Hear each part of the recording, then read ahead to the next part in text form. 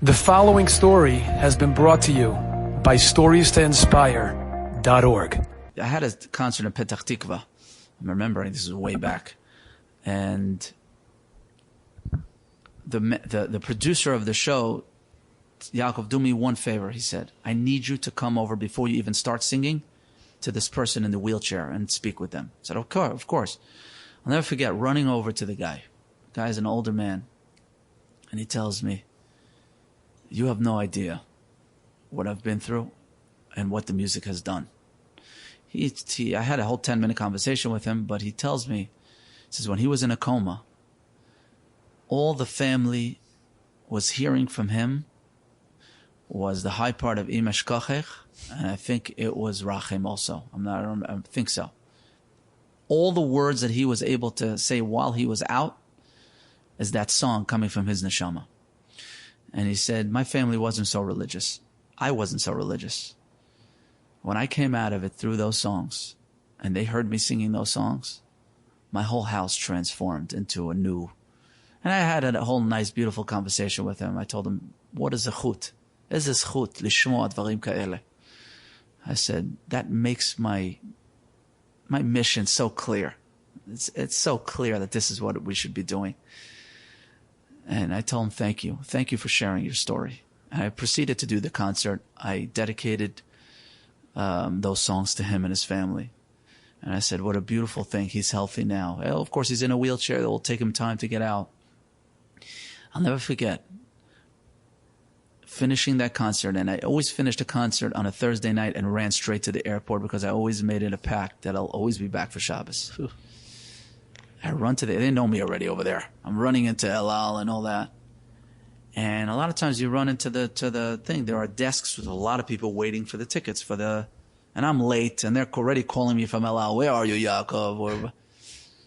And I come and I see a bunch of this. I go to one of the girls. And I'm like, hi, how are you? I'm sorry, I'm late, this, that. Okay, we know you. She looks at my passport and she sees my name. She said, did you just do a concert in Petach Tikva? I said, yeah, I can. She says, I'm so upset I missed it. I was overhearing it over my phone. And you should know my family wasn't so religious. But my father was in a coma. And my father was, got out of it through your music and through the songs. I said, is your father, what his name, so-and-so? I just spoke to, she goes, yeah, it's my father. I said, no, I had a whole conversation with him. I said, what are the chances I'm going to get you? There's a whole 100 people here. She said, and I had a whole conversation with her too about religion. She's coming back to religion and that was her father. So the chances of me meeting her father and then meeting her working at Alal, missing the concert. Yeah. And that was another one. Wait, did you make the flight in then? She said, by the way, anytime you need to make a flight and I'm here, let me know. Alal hooking it up. She helped me out. But I don't know. Those stories are just, I don't know if I ever shared that before. There's one more that I shared before, and I shared it in my friend Reb Gedalia Zlotowitz from Art Scroll, who I'm very, very close to. Yisrael Besser was also there at the time. This is not too long ago. It was the first time I ever shared it.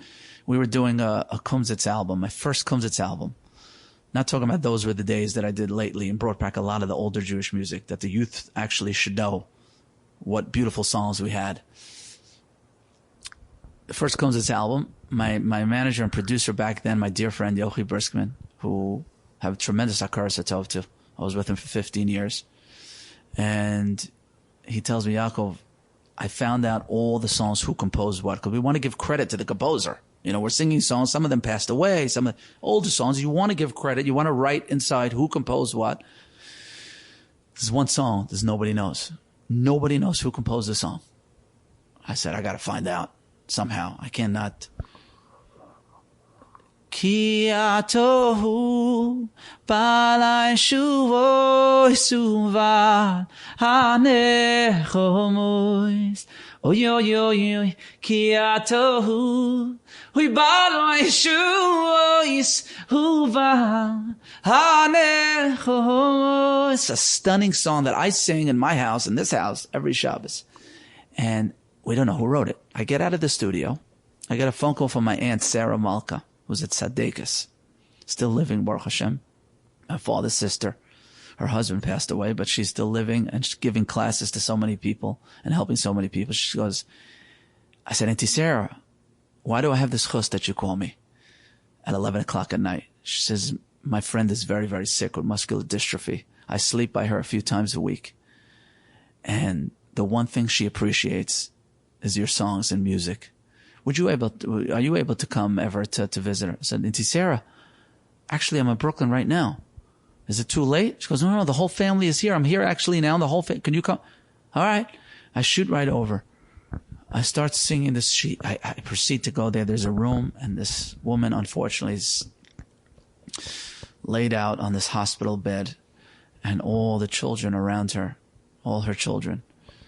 And she only can move her eyelids through the letters of the computer and say A, B, C, Aleph, Beis. And very hard for her to get one sentence out.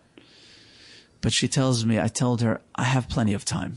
I want you to tell me exactly the songs you want to hear, and I'll sing it.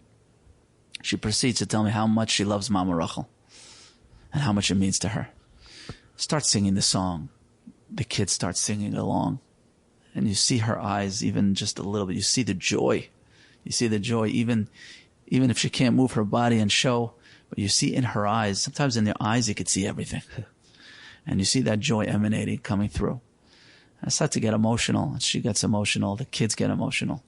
Start singing. And I proceed to sing Shema, and Mishkachech, and a lot of the songs that I do. Finally, I say, you know what? Plenty of time. She goes, okay, what were you working on today? I said, I did a medley. I said, you know what's funny? I did a medley, and I did one of my favorite songs, and nobody knows who composed the song. She goes, what's that? That's a back and forth conversation for a while. I start to sing, Ki atohu balai shuvo suva, and I sing. And the husband says, it's funny that you mention it. I composed that song. Whoa. I was 14 I think he was 14 or 16, I'm not sure. I composed that song in Camp Colrena when I was a teenager. He is an artist today. He's an artist for a long time. I think a famous artist, Rabbi Yonah Weinrib, composed the song. His wife, unfortunately, passed away after many, many tzaras. But that song, that night, that time, that place, Hashem was able to take me by the hand through my Auntie Sarah, who gave me a big zchus to sing for a person that was suffering and give them a little joy, in their sorrow. But at the end of the day, he composed that song, and I was able to, Hashem, you're taking me by the hand. You're leading me by the hand through every detail of life. Even when I'm searching for a composer of a song, you're giving me a zchus to sing for his wife who's suffering. Enjoyed this story? Come again. Bring a friend. StoriesToInspire.org